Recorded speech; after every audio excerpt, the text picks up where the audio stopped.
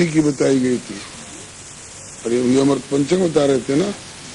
अर्थपंचक में प्रथम परमात्मा का स्वरूप, दूसरा आत्मा का स्वरूप, तीसरा इन दोनों के बीच के व्यवधान और विरोधी का स्वरूप, और चौथा है उपाय स्वरूप कि उस विरोधी और व्यवधान को दूर करने के लिए हमें क्या उपाय अपनाना चाहिए। तो उपाय के बारे में बताया जा चुका है कि भगवान की भक्ति, ज्ञान, वैराग्य इत्यादि ये सब उपाय हैं। लेकिन इन उपायों को उतनी प्रधानता हम जीवन में नहीं देंगे। असली उपाय तो भगवान की कृपा ही है, भगवान की कृपा से ही हमारा जो विरोधी स्वरूप है वो दूर होंगे। और पांचवा है फल स्वरूप। हमें इतने दिन हम भगवान की भक्ति कर रहे हैं, इतने दिन से भगवान पूछ बैठे श्री हरे ने पूछ बैठे कि बोलो बेटा क्या चाहते हो। तो हम उनसे केवल उनकी भक्ति, सेवा, प्रेम और उनकी प्रसन्नता को ही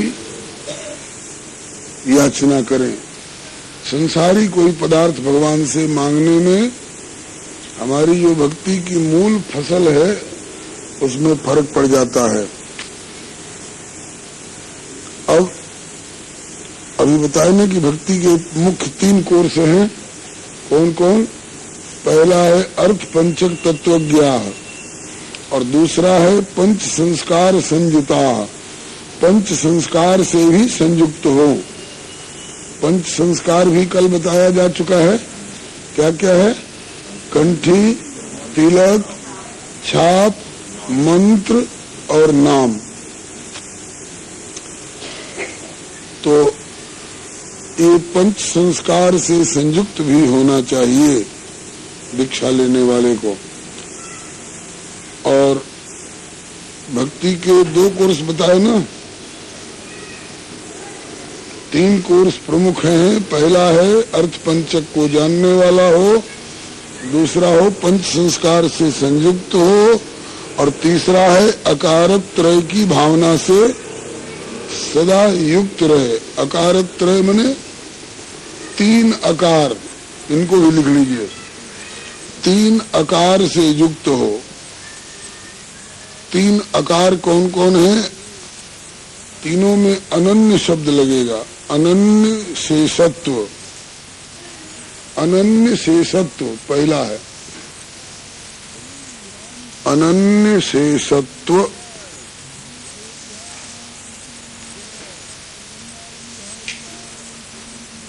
पहला है अनन्य शेषत्व, दूसरा है अनन्य अर्हत्व। अनन्य अर्हत्व,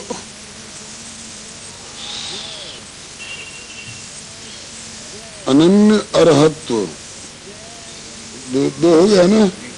अब तीसरा है अनन्य उपायत्व। अनन्य उपायत्व,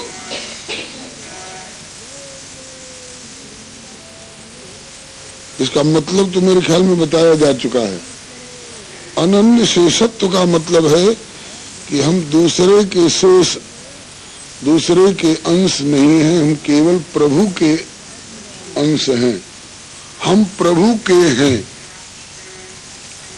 हमारे पास जो कुछ है वह भी प्रभु का है, और सारा संसार भी प्रभु का है। इसको अनन्य शेषत्व कहते हैं। हम प्रभु के हैं। और अनन्य अर्हत्व का मतलब होता है हम प्रभु के लिए हैं। हम प्रभु के लिए हैं, दूसरे के लिए नहीं है।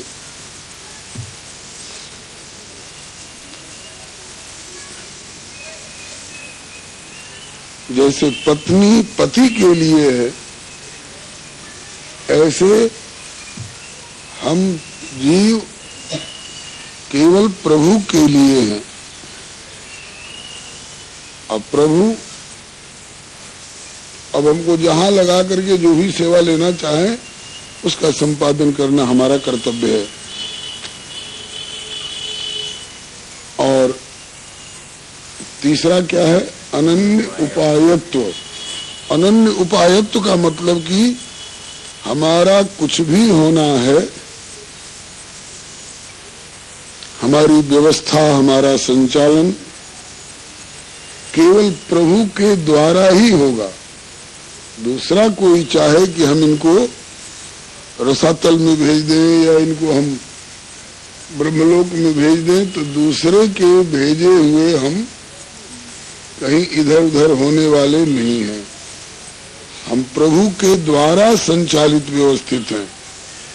ये तीनों बात ध्यान में आ गई ना? इसी को अकारत्रय की भावना कहते हैं। जैसे उदाहरण दिया गया, श्री जानकी जी से अशोक वाटिका में रावण पूछता है, सीता तू किसकी है? कहती है कि मैं प्रभु श्री राम की हूँ। तुम किसके लिए हो? कहा कि मैं प्रभु श्री राम के लिए हूँ। तुम्हारी व्यवस्था कहाँ की जाए? बोली मेरी व्यवस्था भी तेरे द्वारा नहीं होगी, श्री राम के ही द्वारा मैं व्यवस्थित होंगे। एक भक्त को बराबर ये बात ध्यान में रखनी चाहिए।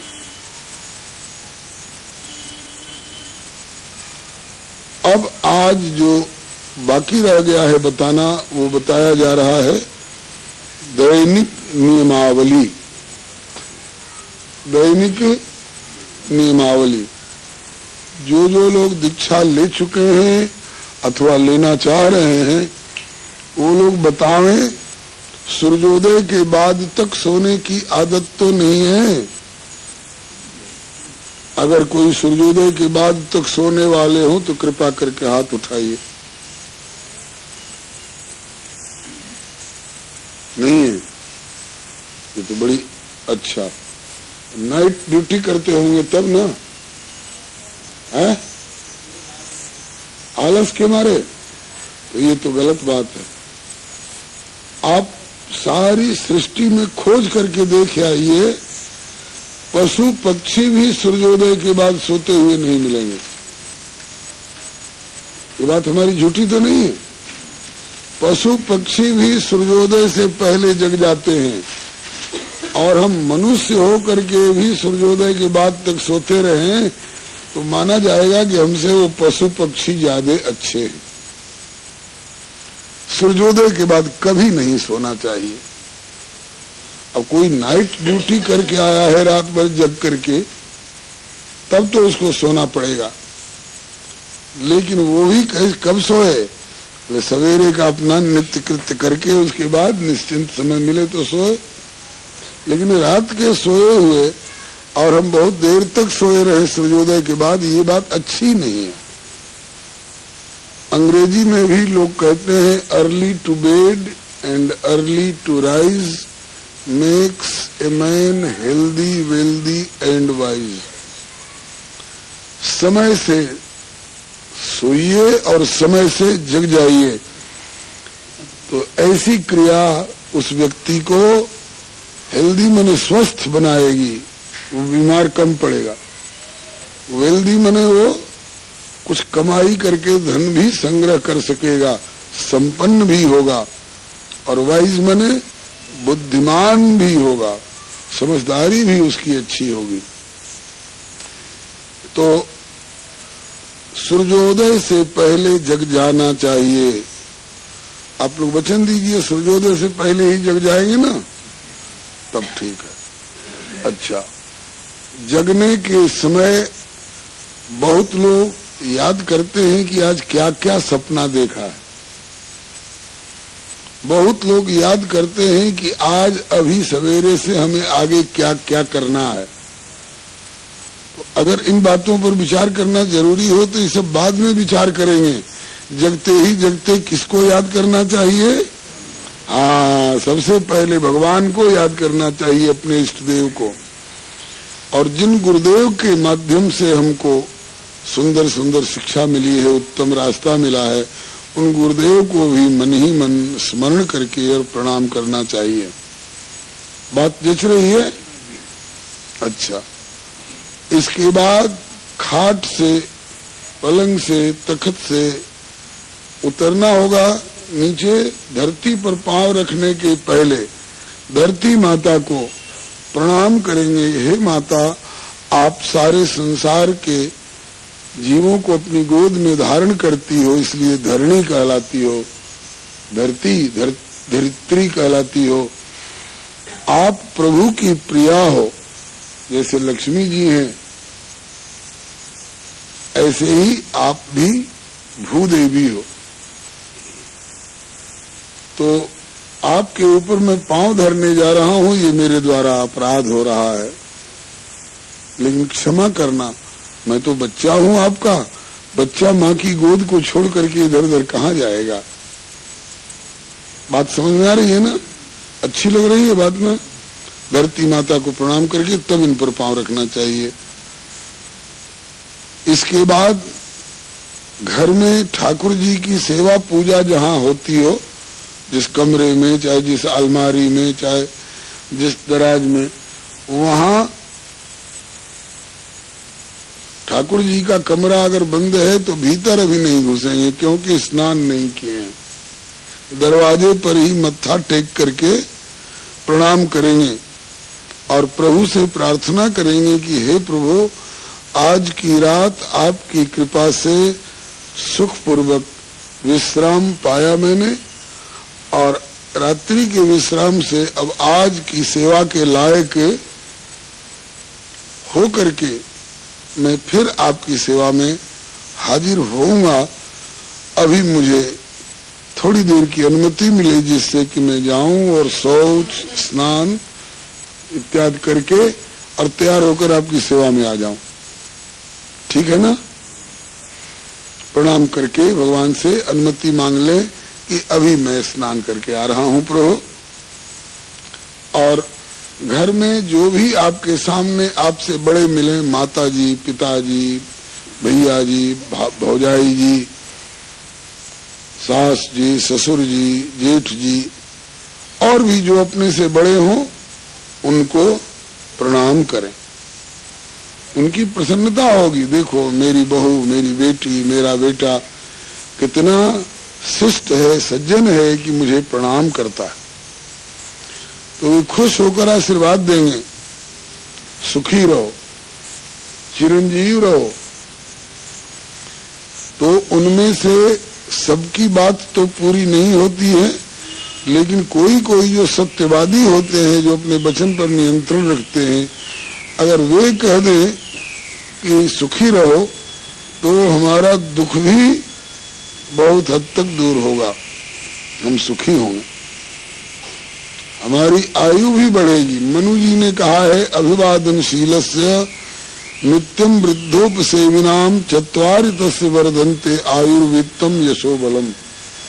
कहीं आयुर्वित्तम यशोबलम है, कहीं आयुर्विद्या यशोबलम है। ये दोनों तरह के पाठ मिलते हैं। मैंने जो बड़ों को प्रणाम करता है उसकी आयु भी बढ़ सकती है, उसका यश, विद्या और धन भी बढ़ सकता है, और बलम, उसकी शक्ति भी बढ़ती है। वशिष्ठ जी के आशीर्वाद से मार्कंडेय जी अल्पायु से दीर्घायु हो गए। यहां तक की बात तो समझ में आ गई। अब इसके बाद शौच जाने के लिए, शौच बने टट्टी, जाने के लिए हम ऐसे कपड़े का प्रयोग नहीं करेंगे कि बाएं हाथ से टट्टी धोने के बाद दोनों हाथ का प्रयोग करना पड़े। नाड़ा बांधना पड़ेगा तो दोनों हाथ लगाने पड़ेंगे, बटन लगाना पड़ेगा तो दोनों हाथ का प्रयोग करना पड़ेगा। इसलिए ऐसे कपड़े का प्रयोग करेंगे जिसमें कि दोनों हाथ का प्रयोग करना नहीं पड़े, क्योंकि जिस हाथ से टट्टी धोई गई है वो हाथ जब तक मिट्टी से, पानी से अच्छी तरह धो नहीं ले, तब तक उस हाथ से जो जो चीज हम छुएंगे टट्टी के हाथ से, उसमें गंदगी आएगी, अपवित्रता आएगी। पहले बाएं हाथ को, अच्छा, नल, टोटी, किवाड़ इत्यादि उस हाथ से, बर्तन उस हाथ से नहीं छुएंगे, कपड़ा उस हाथ से नहीं छुएंगे। अगर अब हम हाथ कैसे धोएंगे, तो कोई ऐसा बर्तन रखेंगे जिसमें कि हम कोहनी से पानी गिरा गिरा करके पहले 2-4 बार बाएं हाथ को धो लेंगे, जिससे टट्टी धोई गई मट्टी और पानी से। अकेले केवल बाएं हाथ को धोएंगे, इसके बाद दोनों हाथ को मट्टी और पानी से धोएंगे 2-4 बार।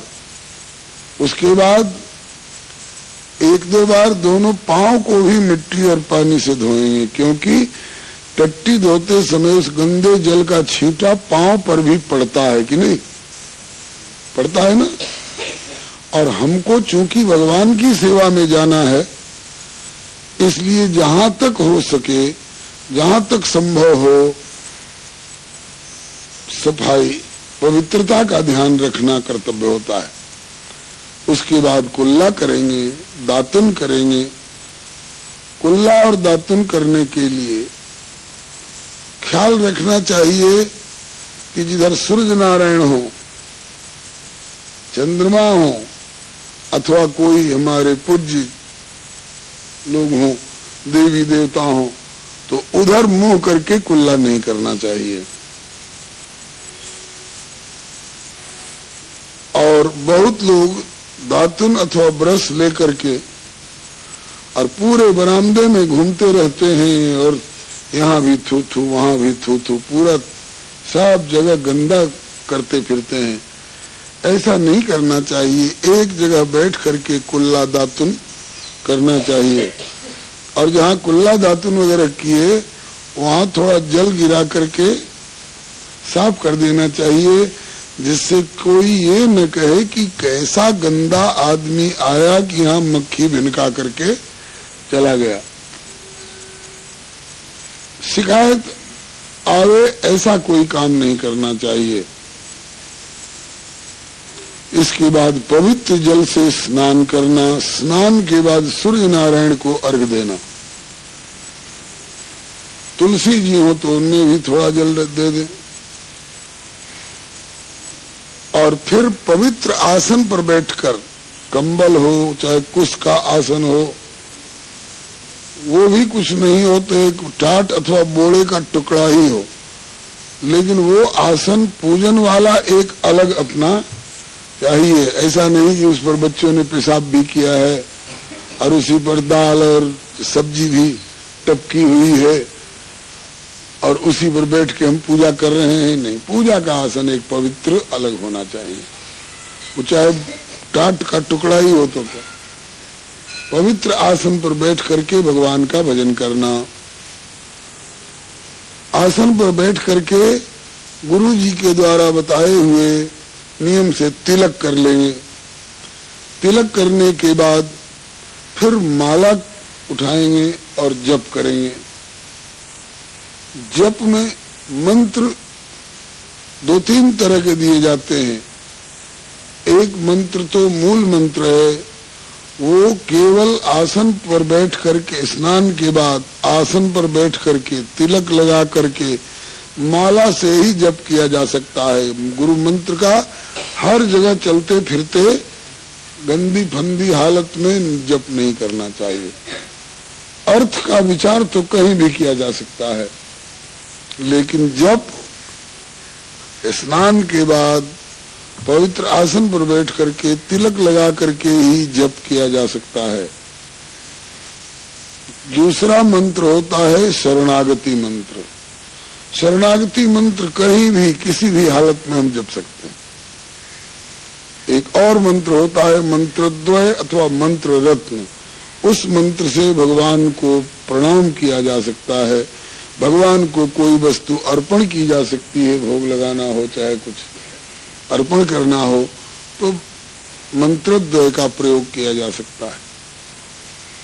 आज तो मंत्र बताया जा रहा है, किसी दिन मौका पाकर के आग्रह करना चाहिए गुरु जी की मंत्र का अर्थ भी और बताने की कृपा करिए। मंत्र का अर्थ समझ करके जो मंत्र का जप करता है उसको भाव जल्दी पुष्ट होता है और प्रभु की कृपा की अनुभूति उसे जल्दी होती है। मंत्र जपने के बाद, हाँ, मंत्र इतना ही नियम रखना चाहिए जितना हम आसानी से रोज निभा सकें। अब इसमें कई मत हैं। कोई कहते हैं कि जितने अक्षर का मंत्र है उतने 1000 रोज जप करना चाहिए। कोई कहते हैं कि जितने अक्षर का मंत्र है उतनी माला जरूर जपनी चाहिए। हमारे गुरुजी कहा करते थे, खट सहस्रम सहस्रम वा त्रिशतम शतमेव वा।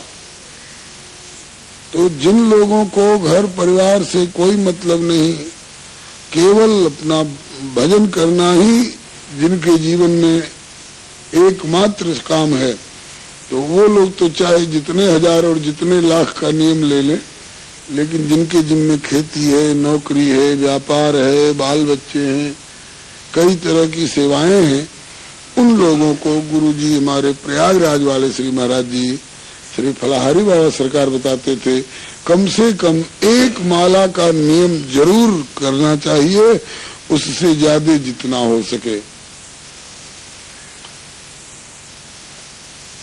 बहुत लोग कहते हैं कि सवेरे हमको समय कम मिलता है, शाम को हमें ज्यादा फुर्सत रहती है, तो क्या शाम को भी हम मंत्र जप सकते हैं? कहते हैं कि भरसक तो सवेरे ही इतना समय निकाल लीजिए कि मंत्र से जप से फुर्सत पा लीजिए, शाम के लिए बाकी न रखिए। कदाचित कोई ऐसी परिस्थिति आ गई कि सवेरे हम नहीं कर सके किसी कारणवश, तो शाम को कपड़ा बदल करके और बैठ करके और कर सकते हैं। माताएं बहनें जो महीने में 2-3 दिन के लिए अशुद्ध स्थिति में आती हैं, उस समय मंत्र की माला नहीं करनी चाहिए। उस समय भगवान का नाम सीधा सीधा सीताराम सीताराम अथवा राधे श्याम हरे कृष्ण हरे राम, जिस नाम में आपकी रुचि हो, नाम जब किसी भी हालत में कभी भी किया जा सकता है। सूतक के हालत में माताएं हो चाहे भाई लोग हो, जन्म का सूतक हो चाहे मरण का सूतक हो, तो उस समय में मूल मंत्र का जप तो नहीं किया जाएगा, भगवान का नाम बराबर स्मरण कर सकते हैं। हाँ, इतना ख्याल जरूर रखेंगे कि जो हमारा बाकी रह गया है माताओं की अशुद्ध हालत में, उसको शुद्ध स्नान करने के बाद 5वें दिन से हम लोग एक माला बढ़ा करके जो 4 दिन का छूट गया है उसको हम लोग पूरा कर लें। इसमें कठिनाई तो नहीं आप लोगों को, ये बढ़िया बात। और जन्म का अशौच चाहे मरण का अशौच जो हो गया है सूतक, उसमें भी जो बाकी रह गया है मंत्र, कोशिश करें कि सूतक मिटने के बाद 2-2 माला बढ़ा करके और हम उसकी पूर्ति कर लेंगे। अच्छा, अब जप करने में बहुत ध्यान दीजिएगा। माला जो है इसमें 108 दाने होते हैं? 108 ही क्यों होते हैं मालूम है? किसी महापुरुष के नाम के आगे श्री श्री 108 श्री विभूषित अमुक का नाम लिया जाता है। 108 जो है ब्रह्मवाचक अंक है, 108 ब्रह्मवाचक अंक है। इसको कहिए तो गिनती करके जोड़ के हिसाब बता दें। ब्रह्म में कौन कौन अक्षर हैं? ब, र, ह और म। अब क ख ग घ से गिनिए तो ब की कौन संख्या होती है? 23वां होगा।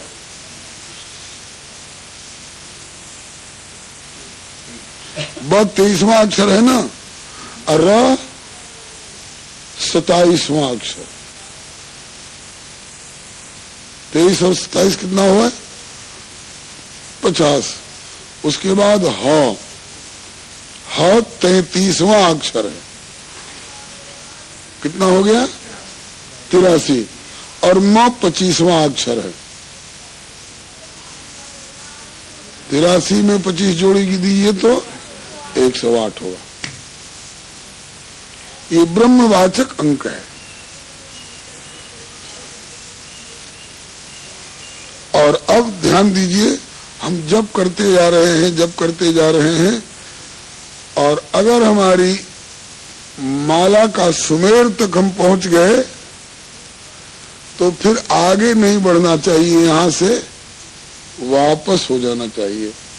ये सुमेर कहलाता है, बड़ा दाना ऊपर, इसको लांग करके आगे नहीं जाना चाहिए, यहां से फिर वापस हो जाना चाहिए। अब फिर मान लीजिए जबते जबते हम यहां तक आ गए तो, और आगे भी माला करनी है तो फिर यहां से फिर वापस हो जाएंगे। यही तरीका है। और जप में हमारे हाथ में 5 उंगली है ना, एक हाथ में, तो इस 5 उंगली में जो सबसे छोटी उंगली है, इसको कौन उंगली बोलते हैं? संस्कृत में कनिष्ठिका बोलते हैं, और आपकी ग्राम्य भाषा में कन्नी है। अच्छा, कन्नी उंगली, कानी उंगली, कनिष्ठिका, कनगुड़िया, कई कई जगह में कई तरह से बोलते हैं। तो ये उंगली को बाहर निकाल दिया जाता है। और अंगूठा के बगल वाली उंगली जो है, इसको क्या बोलते हैं? तर्जनी। तर्जनी को भी बाहर कर दिया जाता है। और कन्नी उंगली के बगल वाली जो है ना, इसको क्या बोलते हैं? अनामिका। अनामिका से और अंगूठा से, ये दोनों मिलकर के माला को पकड़ेंगे। और ये बीच वाली उंगली जो है, इसको क्या बोलते हैं? मध्यमा। तो मध्यमा उंगली से एक एक दाने पकड़ पकड़ करके, और मन ही मन, बोल बोल के नहीं, मंत्र कोई सुनने न पावे, मन ही मन मंत्र का स्मरण करके और भीतर की ओर सरकाया जाता है। फिर एक एक मंत्र अथवा नाम इस पर लेकर के और भीतर की ओर सरकाया जाता है। बहुत लोग तर्क करते हैं, क्यों जी इस उंगली को क्यों निकाल दिया गया, इस उंगली को क्यों निकाल दिया गया, हम इसी तर्जनी उंगली से ही जपेंगे तो क्या बिगड़ जाएगा, क्या उंगली उंगली में भी फर्क है क्या? हाँ भाई, बहुत फर्क है। क्या फर्क है बताऊं व्यावहारिक उदाहरण देकर के। आपसे किसी ने पूछा कि हमें बलदेवगंज जाना है, तो आप कौन उंगली से रास्ता बताइएगा? तर्जनी से रास्ता बताइएगा। तर्जनी से रास्ता बताए तो किसी ने बुरा नहीं माना, और अगर तर्जनी के बदले में इससे रास्ता बताने के बजाय कह दे कि इस रास्ते से चले जाइए, तो मारपीट हो जाएगी, खून खराबी की नौबत आ जाएगी, लोग बुरा मान जाएंगे। तो कारण क्या है? कोई मखौल वाली बात है? नहीं, इसमें वैज्ञानिक और मनोवैज्ञानिक कारण है। इस 5 उंगलियों में ब्रह्म, जीव और माया, ये तीनों तत्व निर्देशन किए गए हैं। तर्जनी जो है ये ब्रह्मवाचक अंक है। परमात्मा का इशारा करना होगा तो एक यही उंगली उठेगी। ये तर्जनी जो है ब्रह्म का प्रतीक है, परमात्मा का प्रतीक है, और अंगूठा जो है ये जीव का प्रतीक है। उपनिषदों में वर्णन आया है, अंगुष्ठ मात्र ममलम प्रमाणम जीव। तो अंगूठा हो गया जीव का प्रतीक, और तर्जनी हो गया ब्रह्म का प्रतीक। बाकी 3 उंगली जो रह गई, ये त्रिगुणात्मिका प्रकृति की प्रतीक है। प्रकृति के 3 गुण है, कौन कौन? तमोगुण, रजोगुण और सत्वगुण। तो ये कानी उंगली जो है ये तमोगुण की प्रतीक है। तमोगुण से भजन नहीं होता है, भजन हो ही नहीं, तामस देहा, इसलिए तमोगुण वाली कन्नी उंगली को बाहर कर दिया गया। और इस तर्जनी को बाहर क्यों किया गया? इसलिए कि ब्रह्म का प्रतीक है। ब्रह्म साधन नहीं करेगा, ब्रह्म तो तटस्थ रह करके साक्षी होगा, दृष्टा होगा। और राम झरोखे बैठ के सबकर मुजरा लेत, जाकी जैसी चाकरी ताको तैसी देत। तो ब्रह्म साक्षी रहेगा, दृष्टा, और कानी उंगली तमोगुण की प्रतीक है, इसलिए इन दोनों को बाहर किया गया। और जीव रूपी अंगूठे ने माला रूपी मन की वृत्ति, एक एक दाने को मन का कहा जाता है, हैं?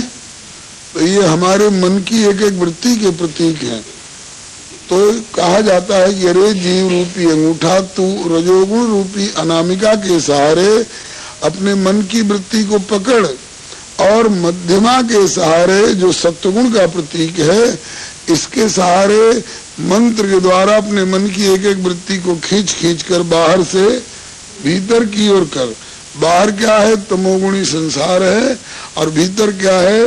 अंतर्यामी परमात्मा है। मतलब कि जैसे ये माला के दाने को बाहर से भीतर की ओर कर रहे हो, ऐसे अपने मन को भी संसार से खींच खींच करके और भगवान की ओर करो। ये तरीका है। इसमें अब किसी को संदेह वाली बात